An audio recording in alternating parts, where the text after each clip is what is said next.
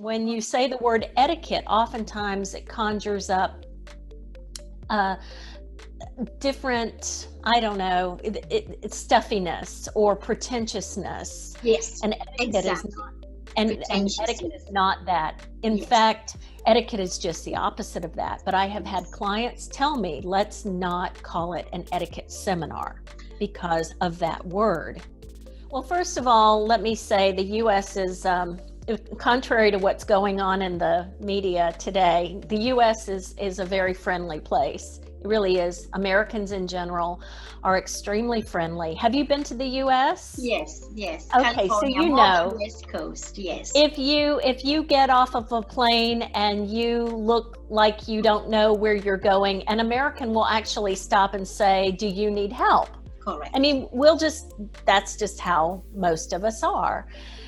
So when you come from another country, you may not be accustomed to that level of friendliness. When you get into a cab or Uber, the cab driver wants to have a full conversation with you, especially if you're from another country. They ask you questions about where you're from.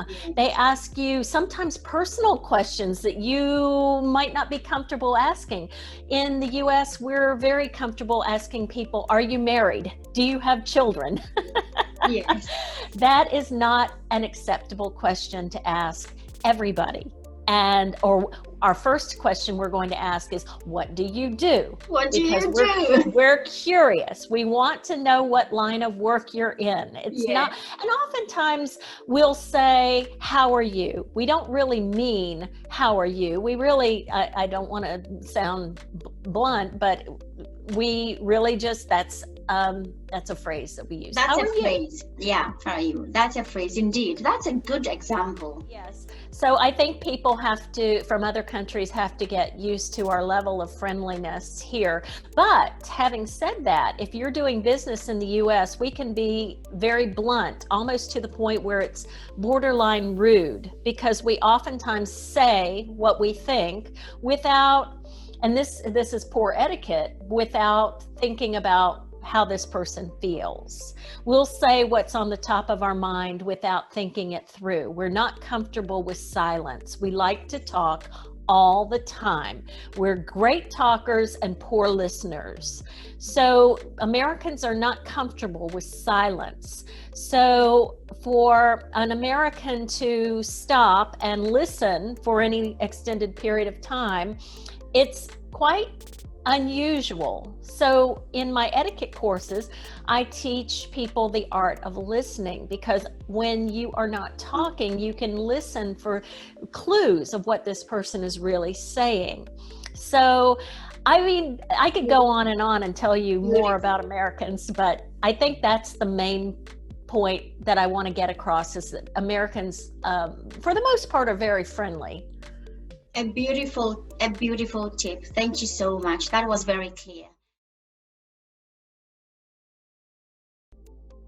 I teach in person, or in this case, Zoom, this year. I teach interpersonal communication, management presentations, and I've done this eCornell course on cross-cultural, which is a subset of interpersonal. Yes. So in all of those areas, things I've learned along the way have been trying to find the right balance between defining someone as other, and pretending that difference doesn't exist, right? So early on in my teaching career, I had a lot of control over what courses I was doing, and I was doing a writing course, just writing. And I thought, well, why don't we try to have a writing section just for international students, as if there's such a thing as an international students. Students from Mexico, Argentina, Singapore, China, Korea, Brazil. There are some common linguistic and writing issues that cross a lot of countries, but others are very different. And I did that once and never again, because it ran counter to what the students wanted to get by studying here. They want to be with Americans. They want to make American or other international friends. They want to learn the idiom. And when you're segregated that way, even though it was done with a good intention, it backfired. It was not a good thing. So I make an effort now in all of my classes when I deliver what is considered an American style approach to either presenting or communicating. I make a point of asking students from other cultures not to represent their entire nation, but to say, what is the norm there? How would this be felt in Korea? How would this be felt in Brazil? And sometimes there are commonalities and sometimes there aren't. And so American students are then made more aware of the effort that international students have to make to fit in, to be part of the gang, and to overcome their own styles. I hope other lecturers are listening too. I love that. Very good. Yes, that's a good way to promote global cultural awareness. Wonderful. I love that. I could ask so much. It's so fascinating.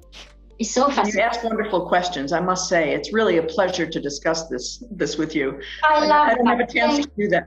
I love that. I could learn so much from you, all of us, many of us.